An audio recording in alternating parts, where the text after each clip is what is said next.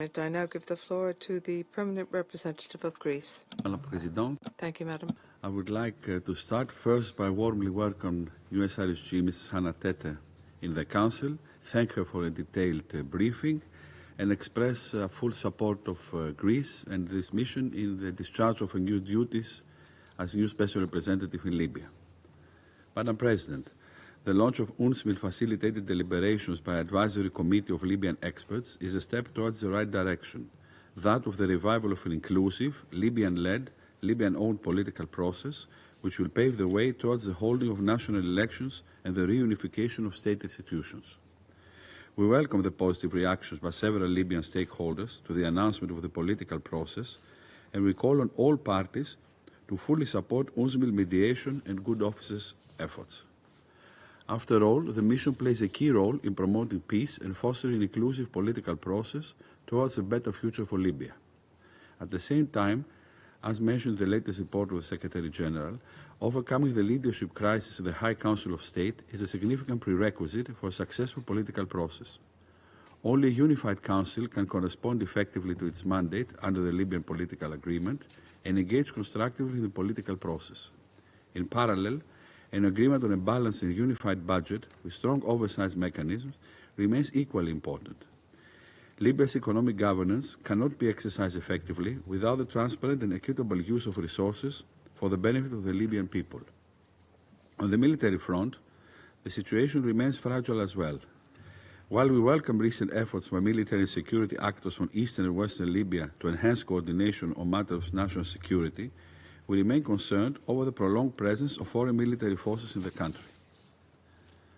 There needs to be a clear timeline for the withdrawal of all foreign forces, regular and irregular, as well as mercenaries from the Libyan soil, as the presence is not conducive to stability, the advancement of political process in Libya, and the holding of free, fair and democratic elections.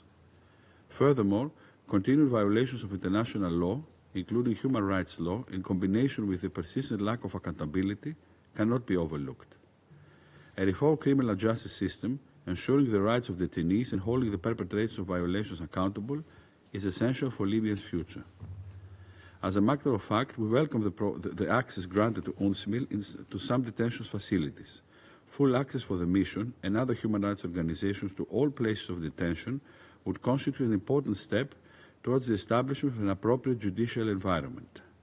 In addition, Libya's stability is crucial for the control of migration flows, an issue that remains important for the EU and especially its members with maritime borders in the Mediterranean.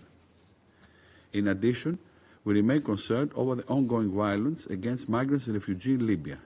The dignity and rights must be guaranteed at all times, and the trafficking networks must be dismantled. Mr. President, the implementation of the Council decision on sanctions remains a challenge, particularly when it comes to the implementation of the UN arms embargo in Libya through the EU Operation Irini. We must acknowledge that the operation is striving to fulfill its mandate. As reflected in the last UN panel of experts report, there have been incidents of repeated and persistent, even aggressive, refusals to allow for the inspection of ships suspected of violating the arms embargo. Therefore, Greece will spare no effort to contribute constructively to the renewal of the operation's mandate, which expires in May, and is crucial for safeguarding peace and stability in Libya and the Mediterranean. Mr. President, in concluding, let me stress that Greece, as a neighboring country, fully supports Libya's sovereignty, independence and territorial integrity. A strong and prosperous country, worthy of the proud Libyan people, where the rule of law is respected. A unified country, free from any form of foreign interference, and with respect for international law, including the law of the sea. A stable country for the entire region. We sincerely thank Ms. Tete and her team for the work since taking office, as well as the staff of UNSMIL for the continued dedicated efforts toward peace and prosperity, a destination which can only be reached through dialogue. I thank you. I thank the permanent representative of Greece for his statement.